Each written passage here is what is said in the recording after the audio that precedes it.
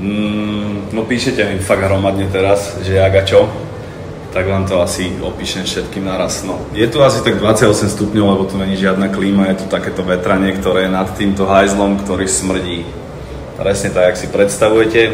Je tu jedna posteľ v úvodzovkách, nechce vedieť, čo v tom madraci žije a kto každý na tom už ležal a či to niekedy vôbec prezliekli. Mreža, oproti ktorej je stena. Vlastne tu není nikde žiadne okno, čiže nevidím von, neviem, či je noc, či je deň, či je čo, je tu takáto nepríjemná žiarovka skurvená. Jak som hovoril, klíma tu není, takže je to tu úplne na piču. Ten madrac, nechcem vedieť, čo v ňom žije a kto každý na ňom spal a či to vôbec niekedy prezliekli. Mám nárok na jedno jedlo za deň od aeroliniek, ktoré ma sem vlastne poslali, ktoré urobili chybu a dostali vlastne pokutu, že ma sem poslali bez pasu. Teda ja pas mám, ale ten pas expiruje za 4 mesiace. Indonéska vláda vyžaduje 6 mesiacov, dávajte si na to bacha, lebo skončíte jak ja.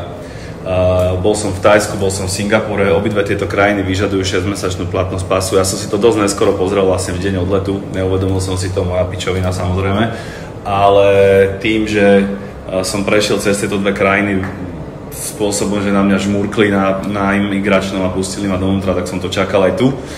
Bohužiaľ sa to nestalo, lebo indonéska vláda vyžaduje veľmi striktne tieto veci, takže som tu uviazol a deportujú ma vlastne letom tej istej aerolinky, ktorá ma sem dostala, ale bohužiaľ tým, že Lombok je malý ostrov, nelieta sem veľa lietadiel, takže ide až o 3 dní, vlastne dnes som tu celý deň, zajtra som tu celý deň a pozajtra odlietam. Takže tak, nejak to dám, však jasné, ale je to dosť gec.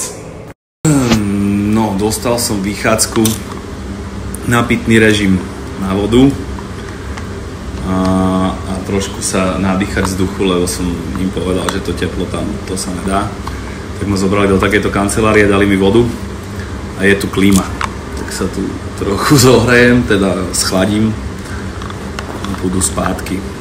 Je super, že mi nehali ten telefón, lebo keď som ho nemal, tak mi to príde ako pobyt v tme, čo sa chodí na pobyty v tme, kde medituješ, ale asi ani nič iné robiť nebudem, lebo však za chvíľu sa mi ten telefón asi vybije, kým mi ho nabijú niekde, a ak mi ho nabijú, tak budem musieť asi fakt iba meditovať.